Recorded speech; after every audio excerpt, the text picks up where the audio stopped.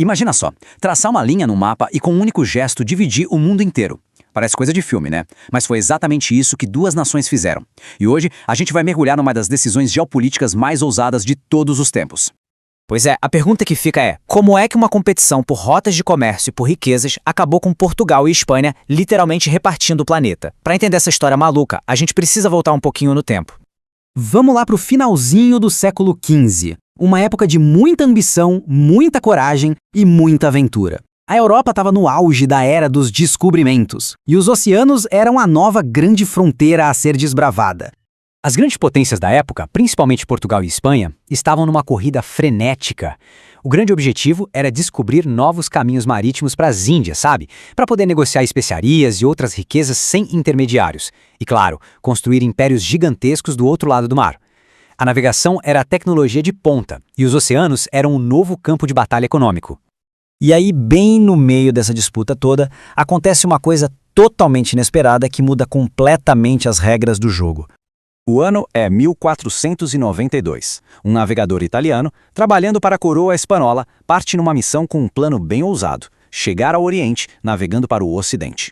E essa viagem, nossa, ela mudou tudo. Cristóvão Colombo, claro, não encontrou as Índias como ele imaginava, e em vez disso ele esbarrou em algo infinitamente maior, o que os europeus chamariam de Novo Mundo, as Américas. Ele basicamente tropeçou num continente inteiro que nem aparecia nos mapas.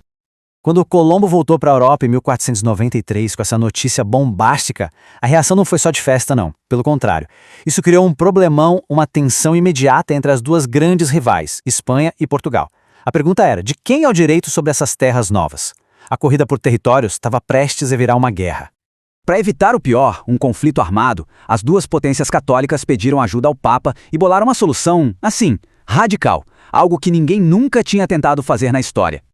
Em 1494, eles assinaram o famoso Tratado de Tordesilhas, e a ideia era de uma simplicidade e, ao mesmo tempo, de uma ambição impressionantes. Basicamente, eles combinaram de dividir entre si todas as terras descobertas e por descobrir fora da Europa. Simples assim.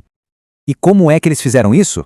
Com uma linha imaginária. Foi traçado um meridiano, uma linha de norte a sul, a 370 léguas a oeste das ilhas de Cabo Verde, lá na costa da África. Uma única linha vertical para rachar o globo ao meio. A regra era clara.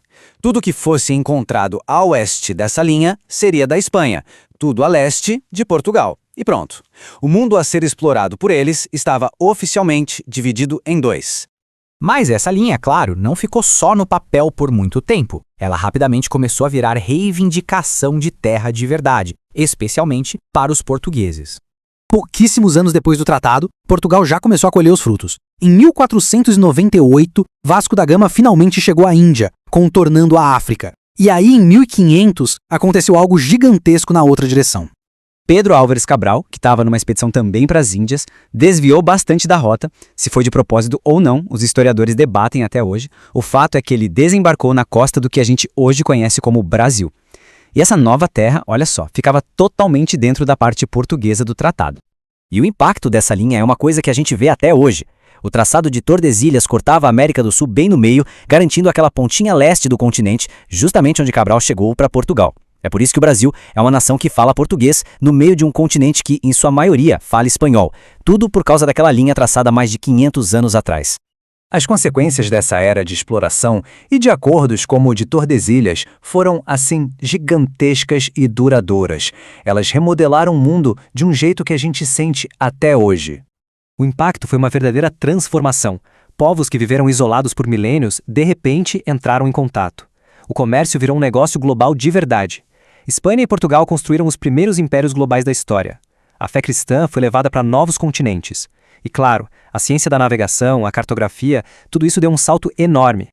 Qual é a grande lição disso tudo? Foi ali que o mundo interconectado que a gente vive hoje começou a nascer. Foi o pontapé inicial da globalização, que trouxe uma nova era de riqueza, de trocas culturais, mas que também inaugurou séculos de exploração, de conflitos e de consequências terríveis para os povos nativos das terras que foram descobertas. E no fim, tudo isso foi movido por uma motivação dupla, que uma frase da época resume perfeitamente: expandir a fé e o império. Essa frase captura toda a ambição religiosa e imperial que levou duas nações a traçar uma linha e dividir o mundo. Uma ideia que, por si só, já nos faz pensar: quem, afinal, tem o direito de desenhar linhas como essa?